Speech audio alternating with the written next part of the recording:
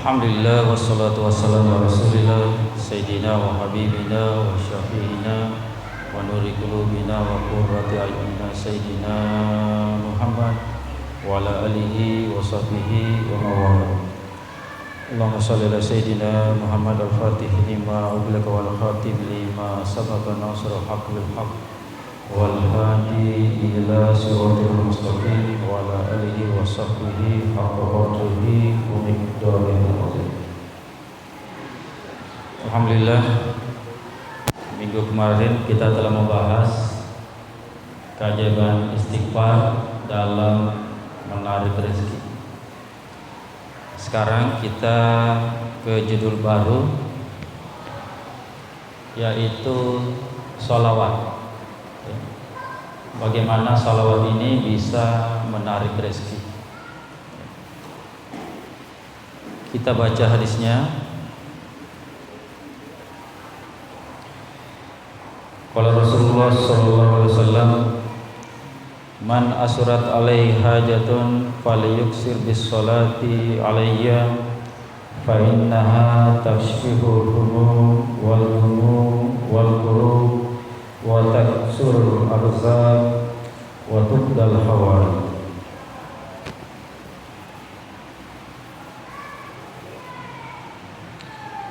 Jadi riwayat ini dinukil dari Imam Ibnul Qayyim Al-Jauzi di dalam kitab Bustanul Waizin. Jadi Ibnul Qayyim Al-Jauzi ini adalah murid dari Syekh Ibnu Taimiyah. Rasulullah bersabda, siapa yang susah kehidupannya, banyak hajatnya, maka perbanyaklah bersalawat kepada saya, kata Rasulullah sallallahu alaihi wasallam. Karena sesungguhnya salawat itu menghilangkan kesedihan, kemudian menghilangkan duka, menghilangkan penyakit, menghilangkan bencana. Wa tuksarul arzaq, dengan salawat itu memperbanyak rezeki. Jadi itu intinya. Wa tuksarul arzaq, dengan salawat itu memperbanyak rezeki. Wa tuqdal hawaij, dan akan memenuhi semua kebutuhan hidup kita. Jadi ini amalan yang sangat tinggi ya. Salawat ini adalah salah satu perintah Allah dan Allah langsung mengamalkannya. Innallaha wa malaikatahu yusholluna 'alan nabi ya ayyuhalladzina amanu shollu 'alaihi wa sallimu taslima. Jadi satu-satunya ya, salah satunya masih ada satu, tapi ditaruh dulu, satu dulu dikasih. Ada dua amalan yang Allah lakukan dan perintahkan. Orang tahu satu-satunya amalan yang Allah lakukan adalah salawat ya. Nah, kita bahas salawat dulu.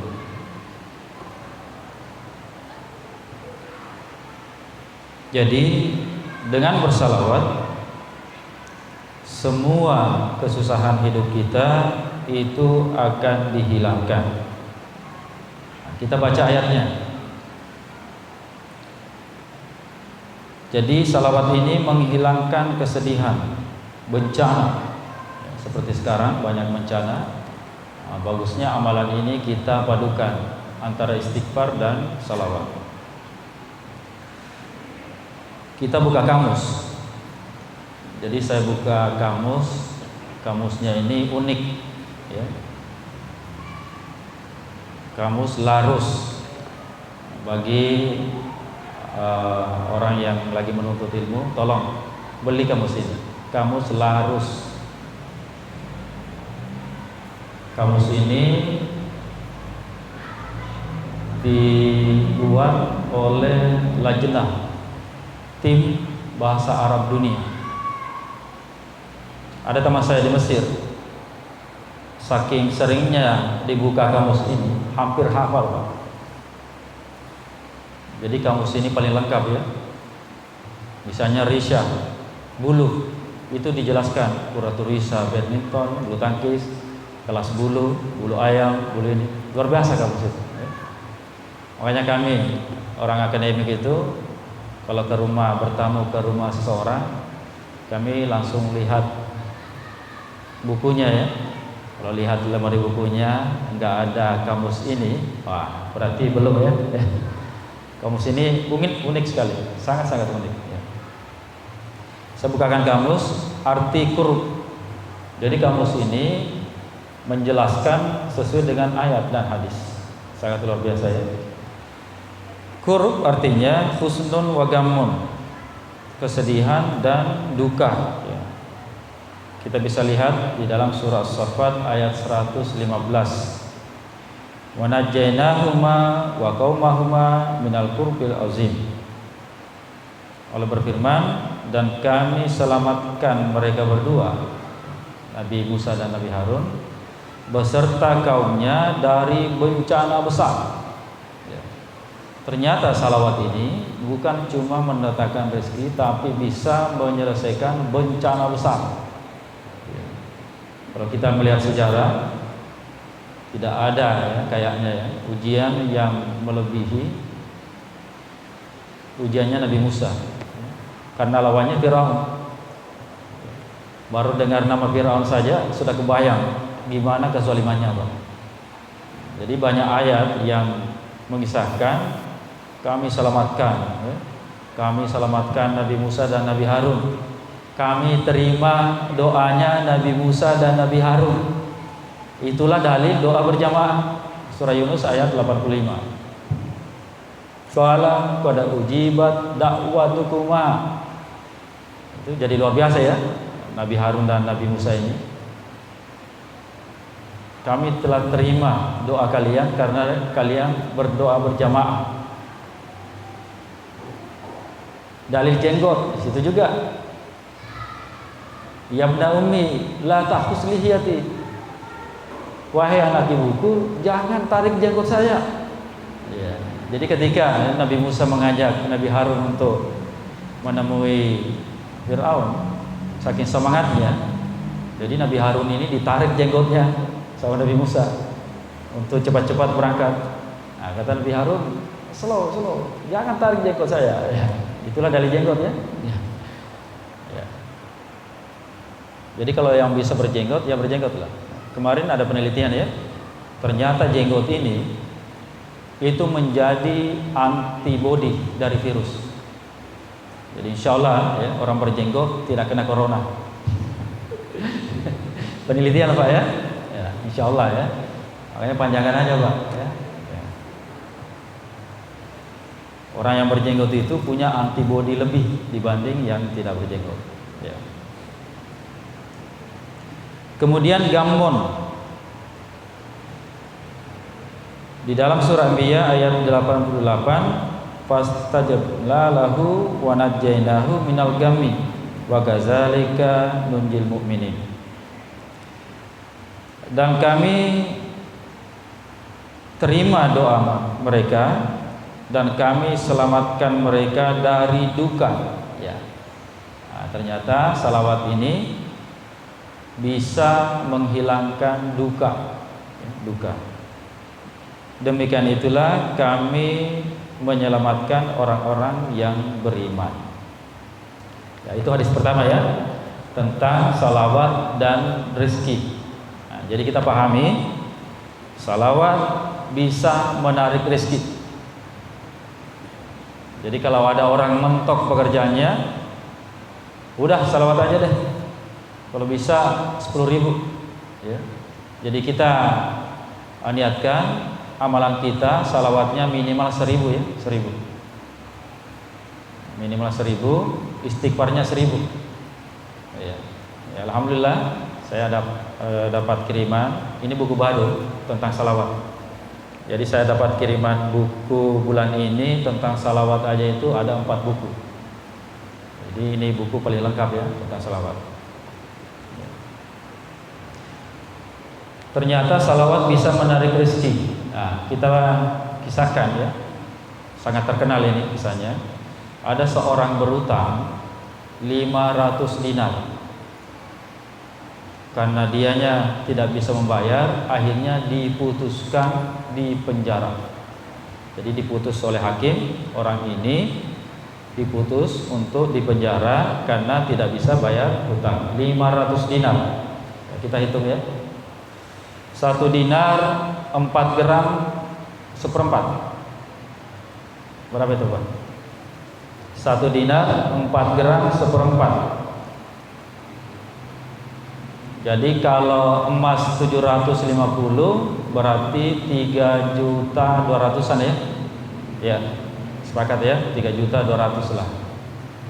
Kenapa Rasulullah sangat menganjurkan agar mata uang kita berupa emas? Nah, ini sekiranya kita taat kepada Rasulullah, uang kita dinar, emas, nggak ada inflasi. Dulu 1 dinar beli kambing, sekarang 1 dinar beli kambing. Karena kita ya dikibuli lah ya orang Yahudi, akhirnya pakai uang kertas. Uang kertas ini sumbernya inflasi. Sudah inflasi, kalau kebakaran terbakar, dimakan rayap. Harusnya kalau kita mau berislam kafah ya, kita pakai mata uang dinar emas. Oke lah, kalau nggak bisa menabungnya pakai emas. Coba Pak, sekiranya kita menabung pakai emas, dulu kalau orang tabungan hajinya pakai emas, sekarang bisa naik haji 4 orang. Iya. 96 itu ONH 6 juta. Sekarang berapa? 50 jutaan. Kalau dulu beli emas 6 juta ditabung, anggaplah dulu itu 6 juta itu emas 100.000 1 gram. Wah, bisa luar biasa. Nah, dari segi ekonomi, Rasulullah dari dulu menganjurkan kalian kalau menabung 2 saja. Menabung dengan tanah dan emas, insya Allah pasti orang kaya. Kita lihat ya, meskipun krisis, yang kaya siapa? Pasti penjual emas. Rasulullah dari dulu sudah ajarkan, menabunglah kalian, kalau bisa mata uang kalian emas, jangan kertas. Karena kertas pasti inflasi, rusak, dimakan rayap, kebakaran. Ya, luar biasa ya. Rasulullah sudah memprediksi itu apa yang akan terjadi di akhir zaman. Masalahnya sekarang sudah ada gerakan dengan emas itu ditangkap, tapi sudah bebas ya. Jadi luar biasa ya, sudah ada yang mau ke sana ditangkapin. Jadi kita berislam kafah ini betul-betul seluruhnya kita berislam kafah, mulai akidahnya bahkan muamalahnya. Makanya sekarang ini wacana untuk ekonomi syariah itu lagi marak itu.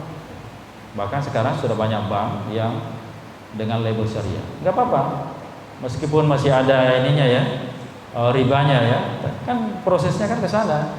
Ya minimal ya, minimal pelayannya itu nggak pakai rok mini lagi kan. Coba yang bank-bank konvensional jadi syariah, mana ada sudah sekarang pakai rok mini. Minimal pakaiannya dulu berubah Pak. Nanti sistemnya memang harus bertahap, nggak bisa langsung ditebas, tinggalkan riba. Karena Rasulullah sendiri katakan di akhir zaman umatku susah lepas dari riba. Kalaupun betul-betul lepas, pasti kena debunya. Kena debunya yang bagaimana? Ya listrik kita masih riba. Riba itu artinya ada denda keterlambatan. Air kita riba. Ya. Kalau mau tidak riba, pakai listriknya genset, kemudian airnya sumur bor. Itu asli anti riba itu Pak, nggak riba. Bisa Pak? Ya. Tapi riba tetap riba ya. Riba tetap riba, harus kita hindari, Pak. Ya. Karena dosa riba itu yang paling kecil itu bagaikan meniduri ibu kandung sendiri. Ya. 1 dirham kita ngeriba itu dosanya bagaikan berzina 36 kali. Nah, jadi dinar ini 3 gram atau 4 gram seperempat. Ya. Dirham ini 10 gram perak. Ya, jadi mata uang Islam dulu itu Rasulullah, dinar dan dirham ya. Jadi dirham ini perak. Ya, perak. Ya, makanya dari perak ini ada satu riwayat Rasulullah itu cincinnya itu perak.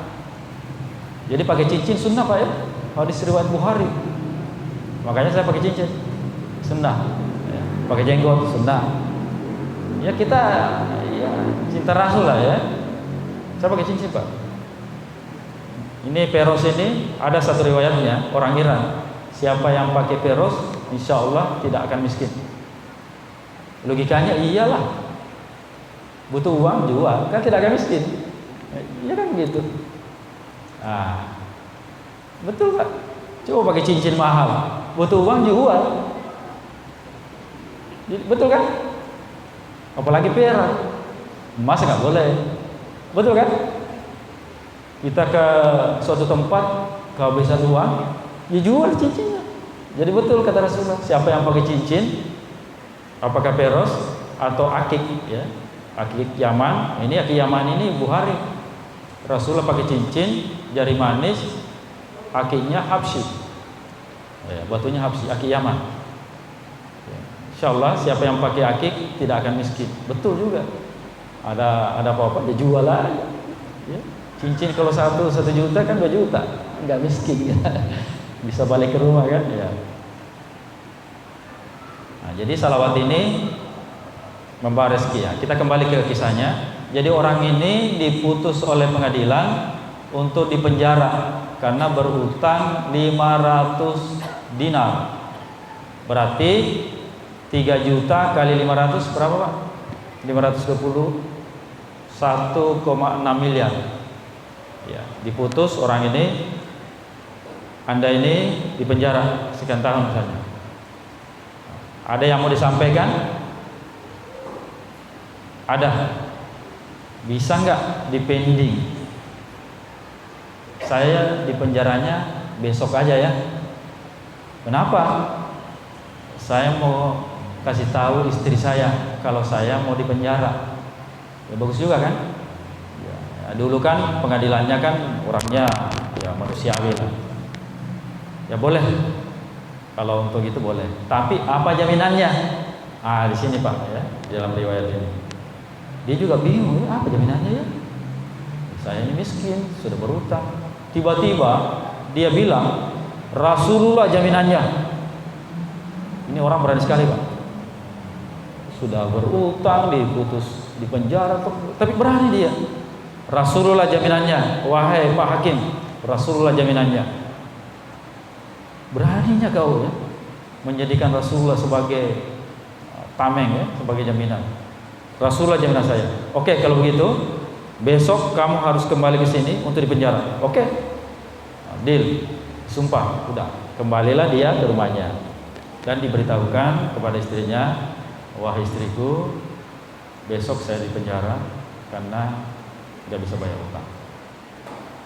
Istrinya bertanya, tapi kenapa kamu masih bebas gitu sampai ke rumah?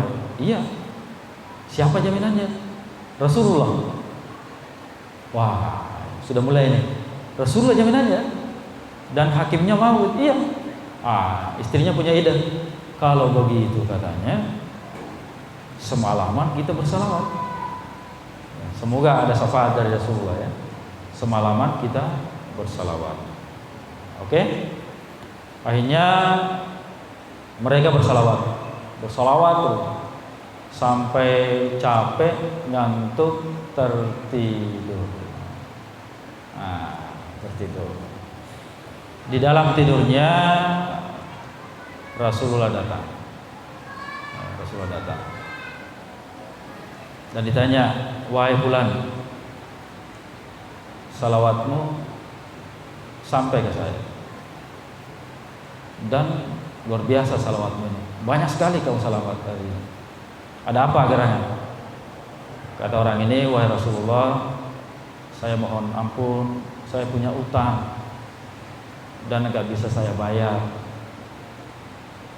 Nggak bisa saya bayar, makanya engkau saya jaminkan, saya mohon ampun, saya sudah mengambil tindakan yang tidak beradab kepada engkau. Apa kata Rasulullah? Enggak mengapa, salawatmu saya terima, dan sampaikan itu raja.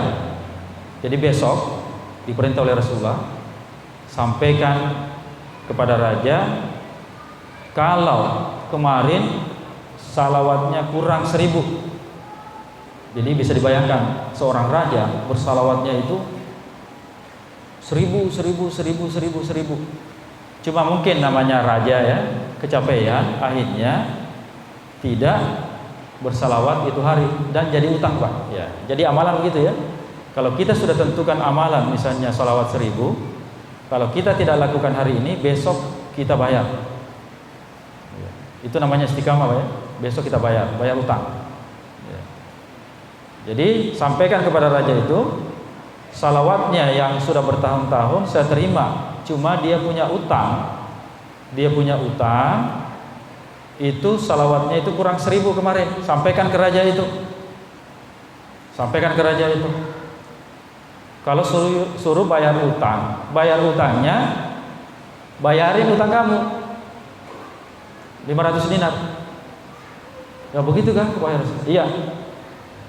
Ya, ternyata apa? Ternyata kejadian malam itu 3 orang bermimpi ketemu Rasulullah. Orang yang punya utang ini raja dan hakim. Iya. Raja juga bermimpi, wahai raja, kamu ini kurang salawatnya, dan sebagai ponisnya kamu bayarkan utang si fulan itu. Besok dia datang itu, bayarkan utangnya.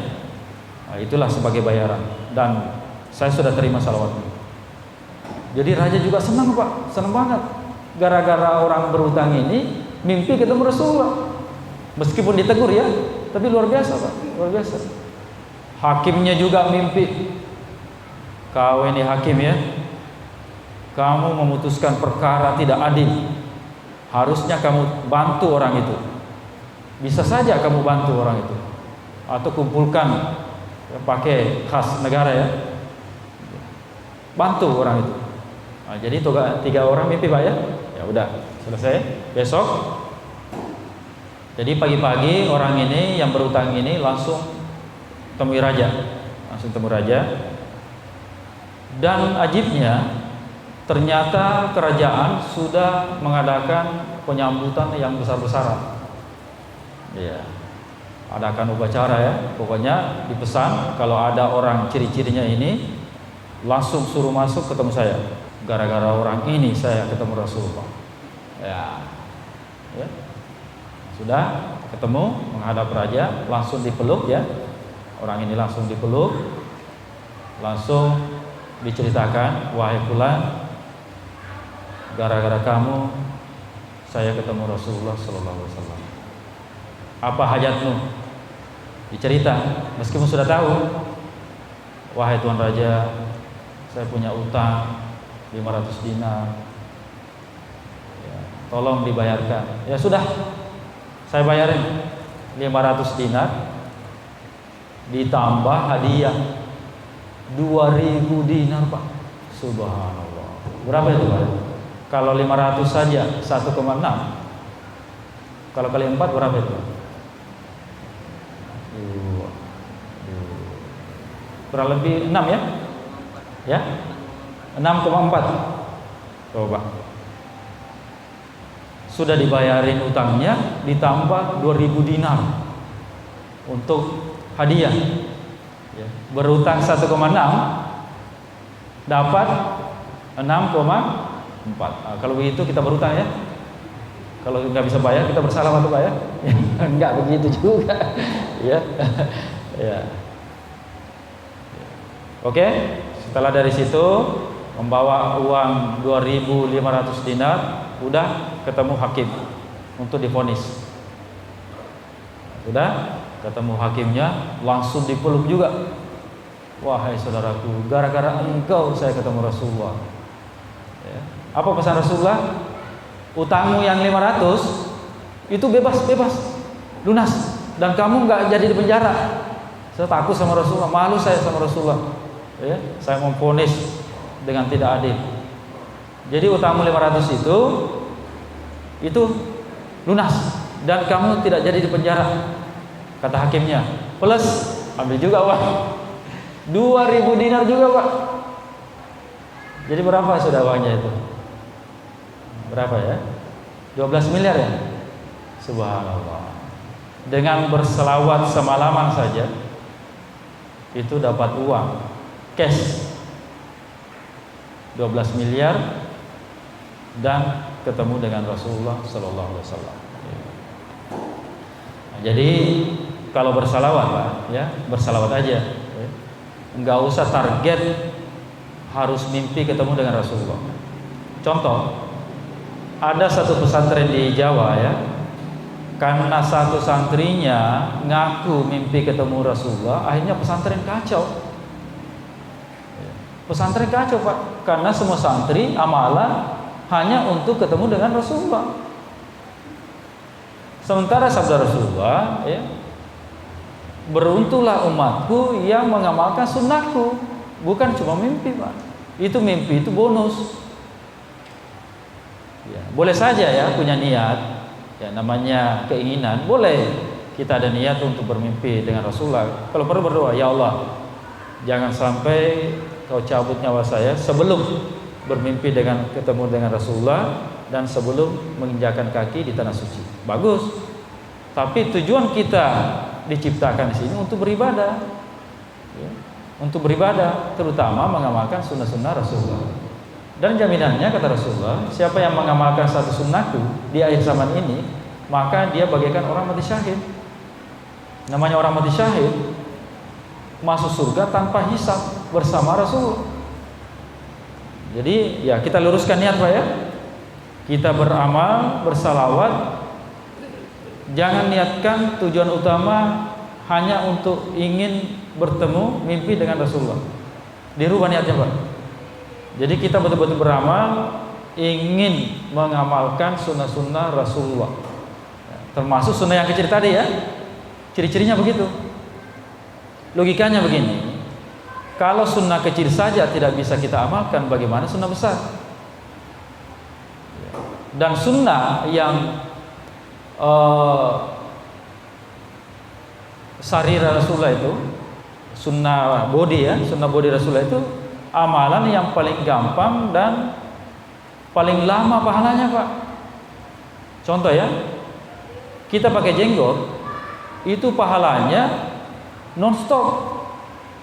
Ya, beda kalau kita misalnya sholat, itu dihitung pahala ketika kita sholat ya.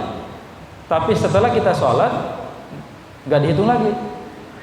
Tapi sunnah ya, yang zahir Rasulullah, ya pakaian Rasulullah, ya, misalnya kita berjenggot, ya, itu sunnahnya pahalanya itu selamanya. Jadi selama jenggot kita ini tumbuh dan dipasang, itu selama itu kita punya pahala.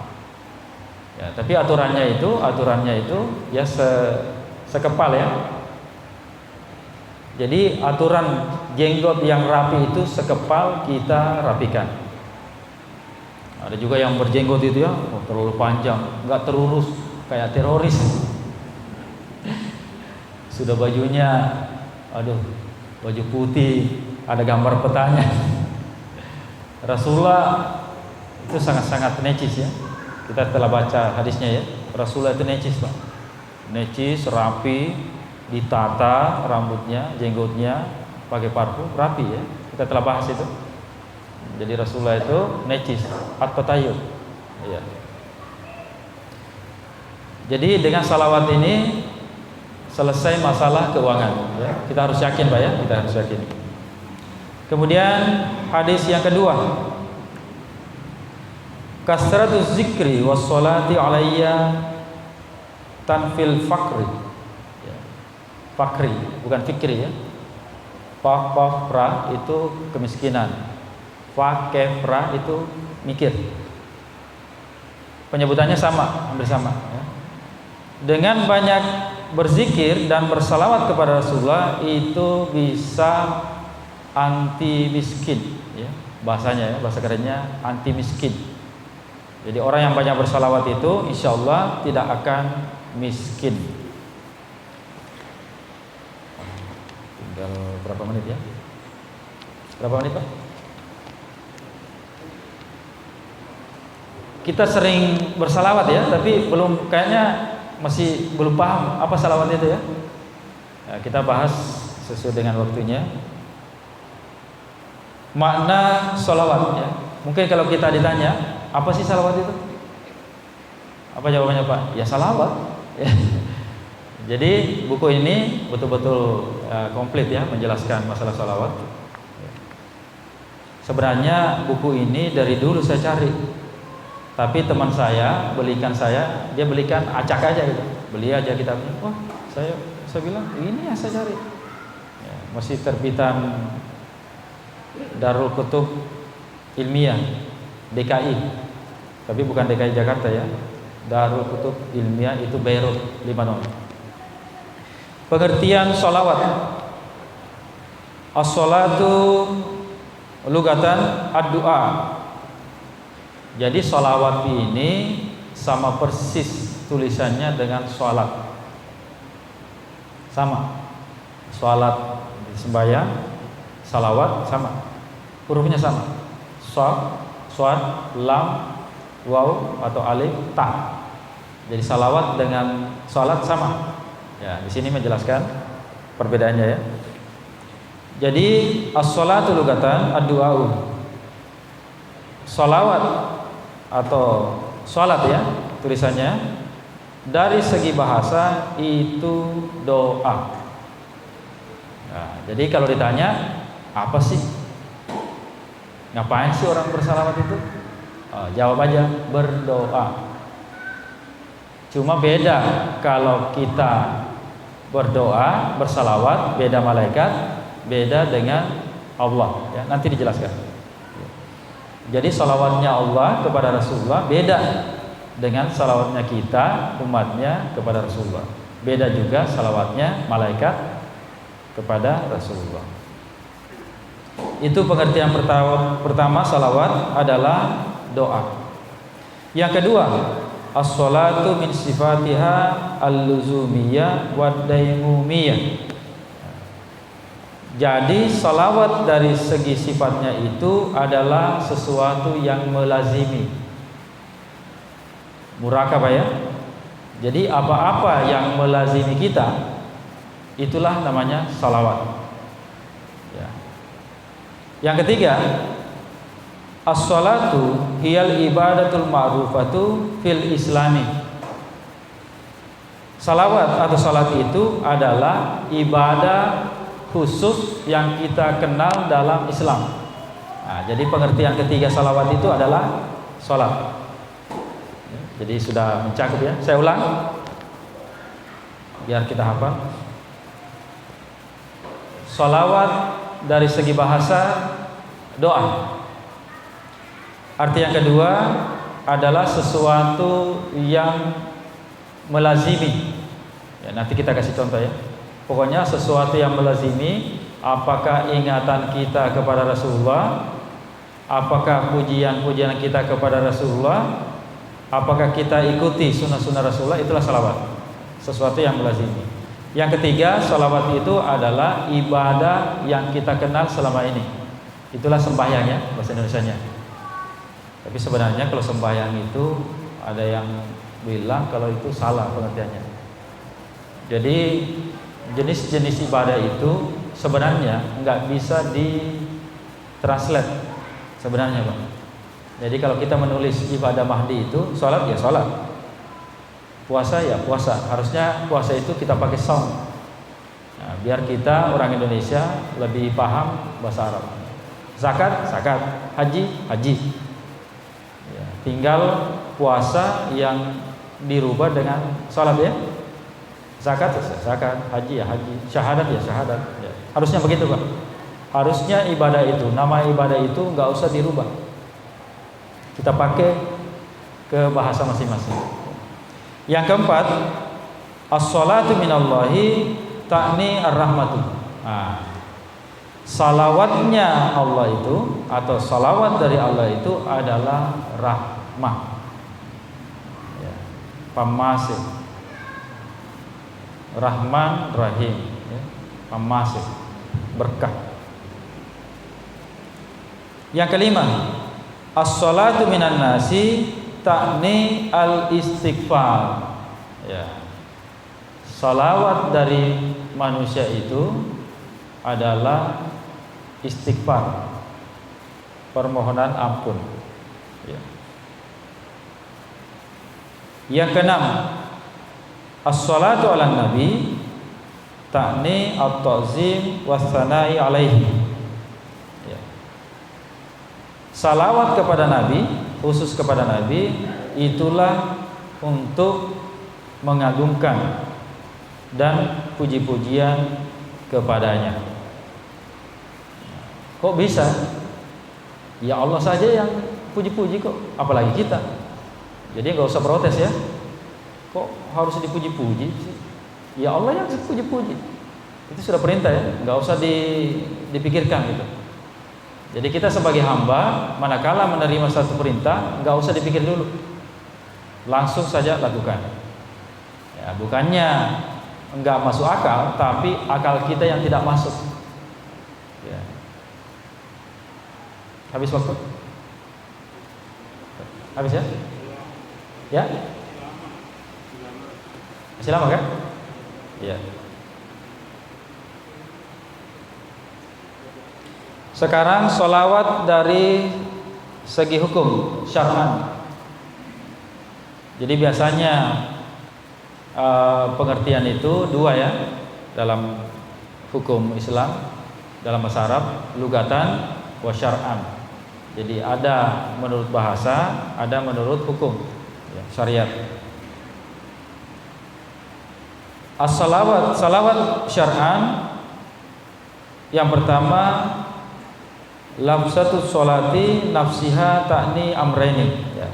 Menurut syarat atau hukum, salawat itu ada dua makna. Yang pertama ad-du'a'u wat tabarruk. Yang pertama, salawat menurut hukum itu doa dan tabarruk. Tabarruk artinya minta keberkahan. Ya, boleh ya, minta keberkahan dengan amal soleh boleh ya, kita ingat. Atau bertawassul boleh dengan amal soleh. Kita ingat ada 3 orang yang masuk ke dalam goa, tiba-tiba nggak bisa keluar. Nah, jadi mereka membuka pintu goa ini dengan tawassul dan tabarruk. Nah, satu orang berkata, saya ini nggak ada amalan kecuali satu. Saya pernah memberi pinjaman kepada orang, kemudian orangnya tidak bisa bayar, bahkan orang tuanya menyerahkan anaknya untuk sebagai bayarannya, tapi saya halalkan. Akhirnya tergeser lagi. Ya. Orang yang kedua, ya, amalan saya berbakti kepada orang tua, tergeser lagi. Jadi mereka menggeser batu ini dengan tawassul dan itu boleh. Nah, jadi salawat ini ternyata menjadi doa dan tabarruk. Nah, kalau kita lihat kisahnya orang yang ngutang 500 dinar ini, berarti sudah benar.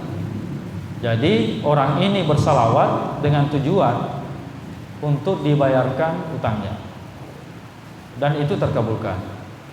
Plus sudah mimpi ketemu Rasulullah, plus dikasih bonus tambahan. Amalan itu Pak, amalan itu biasanya ya tidak berfungsi kalau bukan darurat. Jadi jangan coba-coba nanti ya. Wah, ini saya masih ada utang ini di bank ini, masih 2 M nih. Nah, gimana ya? Salawatin nggak bisa, karena bukan darurat. Orang ini betul-betul darurat kasnya. Dia ngutang dan jatuh miskin, dia nggak bisa bayar, darurat betul. Beda kalau kita kan, kita ngutang bukan untuk makan, untuk tambah usaha ya, untuk gengsi misalnya ya, beli mobil gitu. Ya, beda Pak, beda. Terus ngutangnya ke riba lagi, ya Allah. Ini bapak ini ngutangnya bukan riba Pak, cuma memang beliau nggak bisa bayar. Makanya itu jarang ada keajaiban terjadi yang berhubungan dengan riba, kecuali betul-betul orangnya mau tinggalkan riba. Nah, itu ada keajaiban ya. Bahkan sebaliknya itu ya, pernah viral ini, mungkin saya sudah ceritakan, gak apa-apa saya ulang ya. Jadi di Jakarta itu namanya kuburan kan di booking, beli ya. Jadi sewaktu acara penguburan, yang pertama ini salah kubur Pak, salah kubur di sampingnya ya, nggak jauh dari situ, salah kubur dia, salah tanam, dikubur. 1 jam setelah dikubur, datanglah yang punya kuburan, bawa mayatnya, jenazahnya. Pas lihat, oh ini kuburan kami nih. Terus ya bongkar. Nggak tega juga ya orangnya. Harusnya kan ditukar aja gitu. Tapi yang punya kuburan nggak mau, bongkar katanya, bongkar. Ini kuburan kami dan ini jenazah kami. Akhirnya mau tidak mau dibongkar. Apa yang terjadi Pak? 1 jam saja setelah dikubur, mayatnya sudah angus. Orang panik semuanya. Akhirnya ada yang memberanikan diri, bertanya kepada keluarganya, sebenarnya pekerjaannya ini apa ya orangnya? Dia orang soleh Pak, sholatnya 5 waktunya di masjid, pokoknya ikut kajian apa, soleh Pak. Dia maksudnya pekerjaannya apa? Pimpinan sebuah bank di Jakarta. Coba kita lihat Pak, pimpinan bank, orangnya soleh dan diakui oleh tetangganya, orangnya soleh, jaga sholat 5 waktu, ikut taklim. 1 jam saja dikubur, sudah angus. Ternyata pimpinan salah satu bank konvensional. Setelah peristiwa ini Pak, disitulah kita sering dengar ya, banyak orang bank yang berhenti bekerja di bank. Kalau kakek saya guru tak, diwanti-wanti memang, jangan sampai ada anak cucu saya kerja di bank. Adik saya kemarin ditawari memang Pak, ya, ada adik saya perempuan, memang adik saya itu juara kecantikan wajah memang ya. Kan kebayang kan, kakaknya aja begini, gimana adiknya ya. Jadi adik saya juara kecantikan wajah, itu gagal di Jakarta karena main sogok. Jadi di Jakarta itu wawancaranya pakai bahasa Inggris ya. Adik saya guru bahasa Inggris memang. Dulu. Sekarang sudah punya anak. Anaknya lagi yang cantik sekali. Ya, 14 tahun, luar biasa. Kenapa anaknya cantik? Saya bilang, kalau kamu lihat cantik anak kamu, pakaikan cadar. Betul Pak, dipakai cadar langsung, luar biasa. Banyaknya orang melamar sekarang, masih 14 tahun. Karena cadar ini memang pakaian bidadari. Jadi lihat aja, kalau orang bercadar itu pasti cantik. Padahal cuma matanya kelihatan. Gimana kalau dibuka Pak? Nah, justru kalau dibuka biasa, biasa Pak. Tapi kalau pakai cadar, lihat aja ya, yang pernah ke rumah ya, Pak Haji ya. Itu mamanya kembar itu, matanya itu luar biasa. Tapi kalau dibuka biasa aja. Inilah kajian cadar ya. Kok sampai ke sana ya? Ya, jadi kita hindari riba Pak ya. Akhirnya yang punya kuburan ini Gimana? Ditukar? Jangan katanya, jangan. Situ aja, nggak mau saya. Nanti yang mayat baru ini kebakaran juga katanya. Ya, itu peristiwa baru, mungkin baru 2 tahun Pak. Masih ada YouTube-nya. Iya. Jadi salawat menurut hukum atau syariat itu doa dan tabarruk ya. Rasulullah bertabarruk kepada sahabatnya. Jadi ada tempat wudhu ya, yang Rasulullah selalu ingin berwudu di situ. Kenapa? Ditanya, kan biasanya sahabat yang bertabarruk ya. Ya, kita telah bahas kemarin, ada yang minum darah bekamnya Rasulullah, ada yang minum kencingnya Rasulullah, dan saya punya kitabnya. Ada yang pakai sehelai rambut Rasulullah untuk berperang. Ya. Khalid bin Walid itu nggak pernah kalah Pak. Akhirnya Khalifah Umar mengganti. Kalau ini terus jadi pimpinan pasukan perang, nggak pernah kalah, bahaya nanti nih. Bisa-bisa orang syirik. Pokoknya kalau Khalid mimpin perang, pasti menang kita. Nggak boleh, makanya diganti. Coba sahabat hebatnya dulu Pak. Kalau ada perebutan kekuasaan, misalnya siapa yang mau dikasih kekuasaan, itu mereka menolak semua Pak. Untuk jadi presiden, menolak semua. Enggak. Kita sekarang disuruh turun gak mau. Sudah dibilang kayak Umar lagi. Mana kayak Umar? Gak ada orang kayak Umar sekarang, gak ada. Ya. Tapi kami sudah temukan hadisnya. Seorang bakal pemimpin, kalau betul-betul dia yang harus jadi pemimpin, paksa. Jadi kita berbicara politik ya. Ada namanya As-Siyasatus Syariah. Ciri khas atau syarat menjadi pemimpin, Al-Baqarah 247. Syarat jadi pemimpin, bodinya bagus dan pinter. Al-Baqarah 247. Syarat jadi pemimpin, bodinya bagus dan pinter. Anggaplah kayak Erdogan, gagah, pintar. Allah sudah tegaskan syarat pemimpin itu bodinya bagus dan pinter, terutama pinter. Habibie juga kan bodinya kecil kan, tapi pintar. Syaratnya satu, pintar. Ya, nantilah ada orangnya lah. Allah utus nanti untuk membenahi Indonesia. Amin. Ini negara kita Pak ya. Kita cinta Indonesia Pak ya. Sudah di ujung tanduk ini Pak. Apalagi ngomong masalah riba. Negara yang sudah tembus utangnya 6.000 triliun, itu negara itu sudah hancur. Pasti hancur Pak. Ini rumusan bernegara. Apalagi 10.000. Tidak ada jalan lain kecuali lepas salah satu pulau Indonesia. Bahayanya riba Pak. Coba, bunga dari 10.000 triliun itu 1.000 triliun. Sanggupkah kita bayar 1.000 triliun bayar bunga saja? Bahayanya riba Pak. Dan Indonesia sudah dijerat riba dengan utang asing. Bukannya saya ini enggak, kita harus pikirkan negara kita. Kita harus selamatkan negara kita Pak. Negara sudah tergadai gara-gara riba. Enggak ada jalan lain, lepas salah satu pulau. Dan kita kan sudah tahu. Nauzubillah kalau pulau kita ini yang mau dilepas. Wah, gimana kira-kira Pak? Dilepas saja? Enak aja, dia yang ngutang, dia yang korupsi, kita yang bayar. Gimana Pak? Dia yang ngutang, dia yang korupsi, kita yang bayar.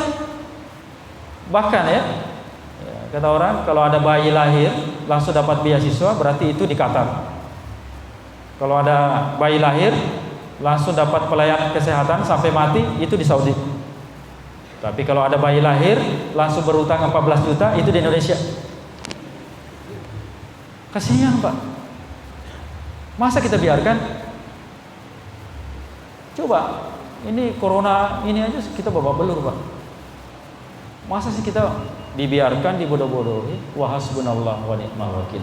Saya kira demikian. Insyaallah minggu depan kita lanjut masih tentang masalah salawat pada Allah wa yakum ajmain. Assalamualaikum warahmatullahi wabarakatuh.